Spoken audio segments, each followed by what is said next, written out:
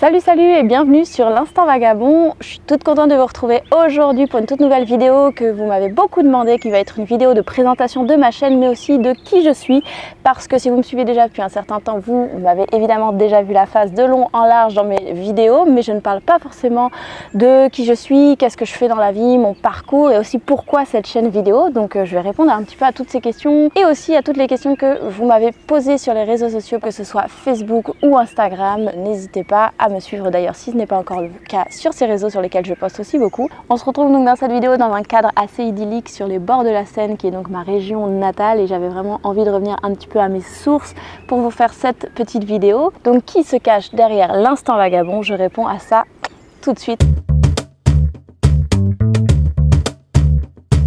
Une des premières questions, tout simplement, qui suis-je et d'où est-ce que je viens? Si vous ne le savez pas encore, je m'appelle Suzanne et je suis née à une époque où Internet n'existait pas encore à la maison. Et oui, je sais ce que c'est qu'un Minitel, même que je m'en suis déjà servi. Ça peut vous donner une bonne idée de mon âge. Je suis originaire donc de Normandie, c'est pour ça qu'on se retrouve sur les bords de la Seine aujourd'hui. Toute mon enfance, j'ai vécu à la campagne, donc je suis dans une grande maison sur les bords de Seine avec un grand jardin. C'était super génial. Et pendant mon adolescence, un petit peu plus tard, et pour mes études, je suis allée m'installer en ville à Rouen. Quel est mon cursus scolaire? Quel est mon parcours en termes d'études? Alors j'ai toujours été une enfant très sage et plutôt studieuse en termes d'école et de collège et de lycée. J'ai passé un bac littéraire parce que depuis assez jeune je suis très attirée par tout ce qui est littérature évidemment, mais tous les arts en général, et je suis surtout une grande passionnée depuis mon plus jeune âge de cinéma. C'est quelque chose qui m'a beaucoup bercé toute ma jeunesse, notamment. J'ai pas eu une adolescence forcément toute rose, notamment en termes de développement personnel, de sociabilisation et tout ça. Et je me suis beaucoup réfugiée dans le cinéma. Je regardais énormément de films, plein de grands classiques, et moi j'ai toujours adoré faire du cinéma, même dans mon petit coin. J'avais une petite caméra DV et je faisais déjà mes petits courts-métrages en autodidacte quand j'avais, je sais pas, 12 ans. Je filmais mes chats, donc je suis vraiment une grande passionnée de tout ça depuis très jeune. Après mon bac, j'ai passé un BTS audiovisuel et une licence de cinéma parce que vraiment j'avais envie de faire ça de ma vie. Mais lorsqu'il a été vraiment temps ensuite de m'engouffrer dans la vie professionnelle, dans un parcours audiovisuel, eh bien il y a le voyage qui est rentré dans ma vie et j'ai un petit peu bifurqué, mis tout ça de côté et décidé vraiment de partir à l'aventure et de voyager. Comment est venue dans ma vie la piqûre du voyage? Je pense que le voyage a vraiment été pour moi une manière de m'échapper un petit peu de la réalité, comme je le faisais déjà avec le cinéma à une certaine époque dans mon adolescence. Et le voyage était vraiment d'aller tester d'autres expériences, d'aller vivre plein d'autres choses, partir à la découverte de culture, de langage, et comprendre un petit peu ce qui se passait autour de moi, comprendre le monde et puis aussi comprendre un petit peu plus qui j'étais, qui je suis et quelles sont mes aspirations. Donc voilà, c'est pour ça je pense que depuis très longtemps j'avais envie de partir un petit peu, envie de voyager, envie de partir à l'aventure, et c'est pour ça qu'à ce moment-là dans ma vie je suis partie, parce que ça faisait déjà un moment que j'avais envie. Avant même de faire mes études, je m'étais demandé si je voulais pas faire déjà une année sabbatique, et puis finalement après mes études je me suis rendu compte que c'était le moment ou jamais, parce que j'étais en train de m'engouffrer dans une voie professionnelle où c'était compliqué ensuite de s'en sortir. Donc je me suis dit c'est maintenant, c'est parti, je voyage et je le fais à fond. Et puis il y a quand même 3 gros voyages dans ma jeunesse qui m'ont poussé à partir voyager comme ça. D'abord, une fois dans le cadre de mon collège, on était venu me présenter un échange étudiant éventuellement possible au Canada, et le soir quand je suis rentrée chez moi, j'ai demandé à ma mère tout simplement, je suis rentrée et je lui ai dit maman, est-ce que je peux partir au Canada? Et ma mère, trop géniale, elle m'a dit oui.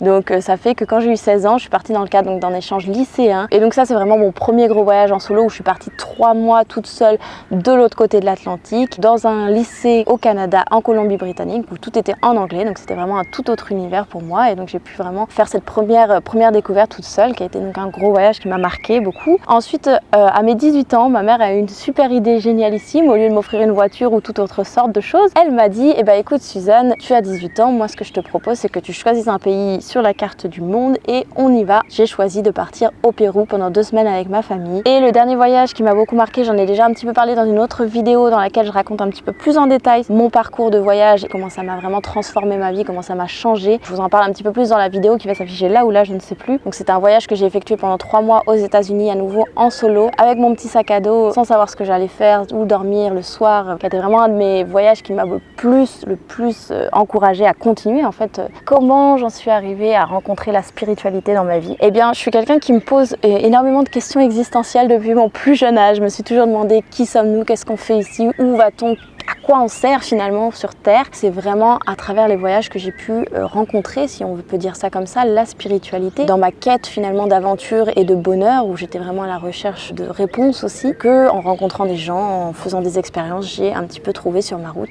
des réponses et une forme de spiritualité. Et finalement, toutes ces réponses un petit peu qui m'ont été apportées grâce à la spiritualité, j'aime pas trop parler de religion, donc je dis spiritualité vraiment au sens large parce que je ne suis pas dans une religion spécifique et je ne vais pas forcément vous dire en quoi je crois et ce que je pense et tout ça, mais ma manière de penser avec notamment la nature ou tout ce dont je peux finalement vous parler dans mes vidéos, c'est une manière de vivre aussi, c'est une manière d'être, c'est un art de vivre finalement. La spiritualité, c'est quelque chose qui englobe le tout. Et donc tout ça, ça m'a vraiment permis non seulement de répondre à certaines de mes questions, mais surtout de donner un sens à l'existence. Et aujourd'hui, où est-ce que j'en suis, qu'est-ce que je fais, et surtout la question qui m'est beaucoup revenue, de quoi est-ce que je vis. Donc aujourd'hui, je ne suis plus nomade, je ne voyage plus à temps plein. Je voyage quand même toujours un petit peu et notamment sur des aventures différentes encore. Vous m'avez sûrement découvert sur mon voyage en route vers Compostelle où j'ai marché pendant 3 mois non-stop. Si jamais vous ne m'avez pas suivi, il va y avoir les petites vidéos qui vont s'afficher là ou là si vous voulez voir ça. Donc le voyage ne sera sûrement jamais complètement en dehors de ma vie, même si aujourd'hui je suis un petit peu plus posée. Même si j'avais encore très envie de continuer une vie bohème qui est vraiment quelque chose de génial. Je ressentais déjà depuis un certain temps au fond de moi le besoin de m'installer, de me sédentariser un petit peu pour construire des projets aussi un petit peu plus posés, un petit peu plus dans le futur, dans une vision future de ce que je voulais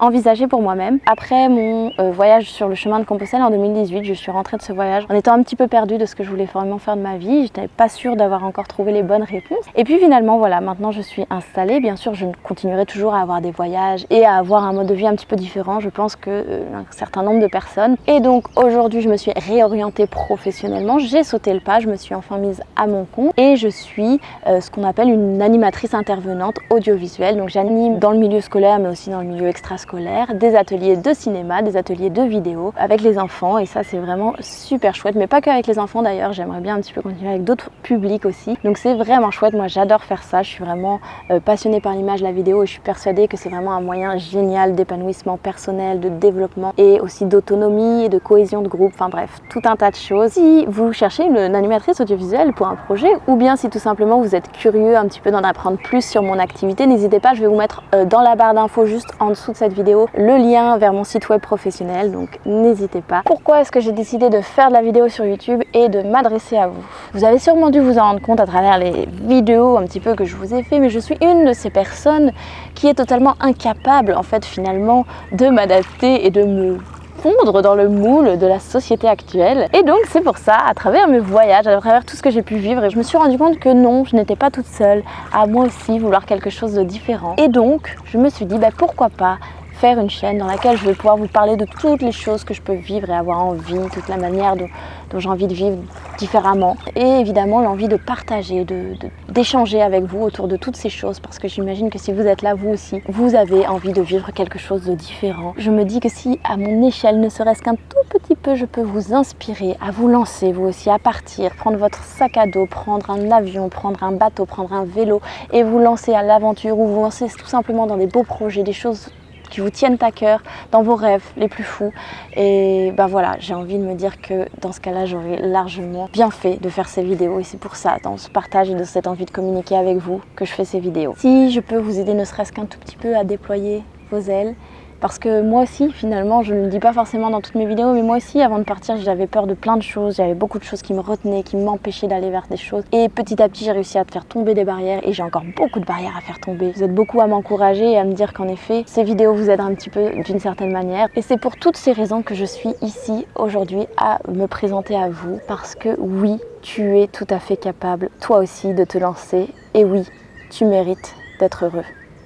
Voilà, j'espère que cette petite vidéo vous aura plu, j'espère qu'elle vous aura donné une meilleure idée de qui je suis, qui est l'instant vagabond et de quelles sont mes aspirations, quelles sont mes envies que j'avais envie de vous transmettre à travers toute cette chaîne. Et aussi j'espère que j'ai répondu au maximum à vos questions. Si jamais il y a des questions auxquelles j'ai pas encore répondu, je sais que vous en aviez beaucoup, donc il se peut que voilà, j'ai pas répondu à tout, c'était un petit peu compliqué en une seule vidéo de répondre à tout le monde. N'hésitez pas à me reposer vos questions, je vais y répondre dans les commentaires. Et puis n'hésitez pas surtout à vous abonner à cette chaîne si vous avez envie de m'encourager et m'aider à la développer et qu'elle soit encore plus renommée à travers la sphère YouTube. Je vous fais plein de gros bisous.